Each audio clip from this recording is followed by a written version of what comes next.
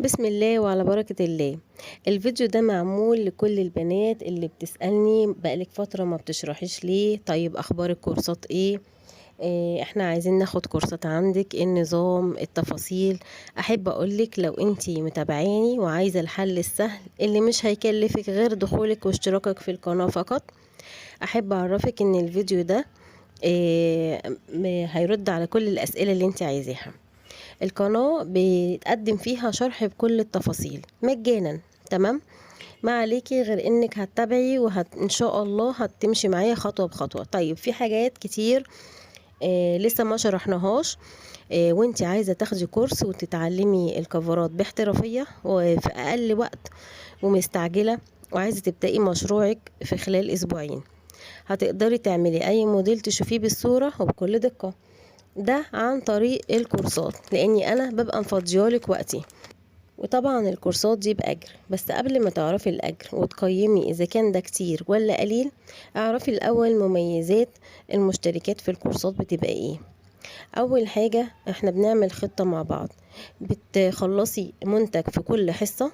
تمام، بتروحي تسلميه للعميل مباشرة. بنقعد مع بعض أكتر من ساعتين 3. اول حاجة بنشوف المقاسات النظري، وبعد كده بنقص، وبعد كده بنبدأ نخيط على المكان سواء حضور او اونلاين. يا بنات، الاونلاين زيهم زي الحضور بالظبط، والشغل اللي انتوا شايفينه ده عن طريق الاونلاين. تمام، وهقولك على باقي مميزات الكورسات بعد ما نسمع رأي ام عبد الاول.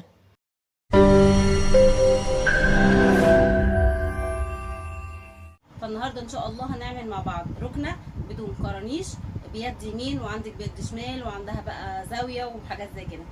فقول لنا يا ام عبدو، استفدتي ايه وعملتي ايه والدنيا ماشيه معاكي السنة ازاي؟ اللي فاتت اتعلمت طبعا الركنة الكرانيش والانتريه الكرانيش وعملت صالون والصالون. هتعملها هي في البيت واجب. حاضر. ماشي، دي كنبه بدون ايادي، بدون كورنيش. بدون كورنيش، يد يمين. يد ايه يمين، احنا كده بنركب اليد. تمام، طبعا قلنا واحنا ماشيين هنبص نشوف اليد قد الجسم ولا لا. تمام اهو، دي الفرطات زي ما احنا متفقين، اهم حاجه الفرطات.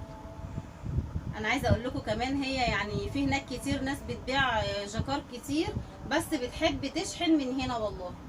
يعني القماش، قولي لهم اخبار القماش ايه. شفت كتير وجبت كتير انا، بس قماش حلوة وتتزلع وتتنزل. وهي بتعرف ما شاء الله، يعني عليها نصحه وقروبه، بتعرف تنزل في كل حته. بس يعني انا بجد بفرح لما بلاقيها جات لي لحد عندي بجد. يا رب يخليك يا ام عبد. شفتوا يا جماعة رأي ام عبدو دي؟ يا جماعة جاية من سوهاج، وما شاء الله بتجيلي بقالها سنة سنة ونص مخصوص. بتقولي انا بجيلك من 24 مديرية.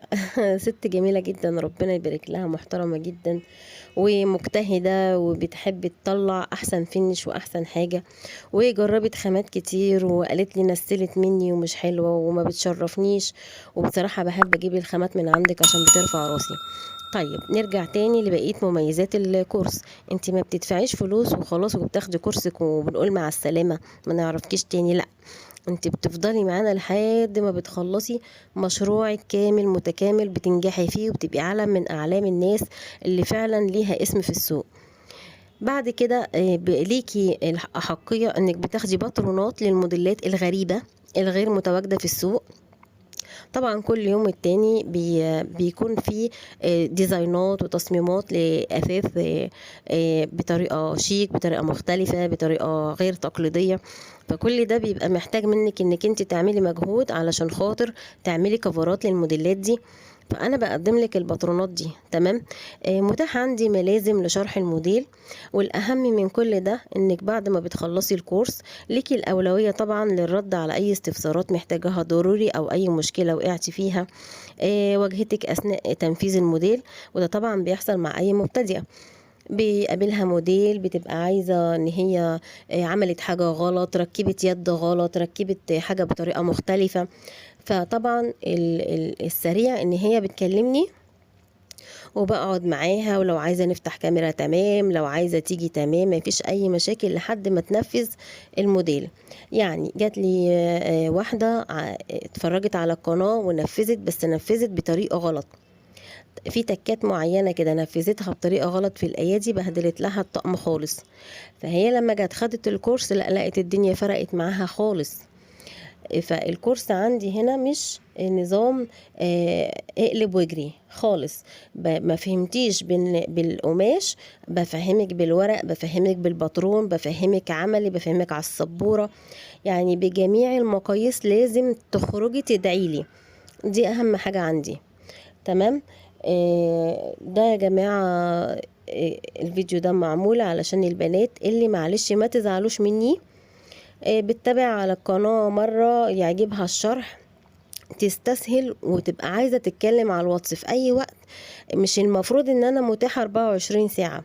انتوا شايفين زوري وتعبانة وعندي برد وبشرح، بقعد 3 ساعات اقعد اشرح لما زوري ده بيروح خالص وصوتي بيروح خالص بعد الحصة، واحيانا بدي حصتين ورا بعض فبكون خلاص يعني واقفة على رجلي عمالة بعمل مجهود شديد. ده غير ان انا عندي زبايني وعندي اوردراتي وعندي بيتي.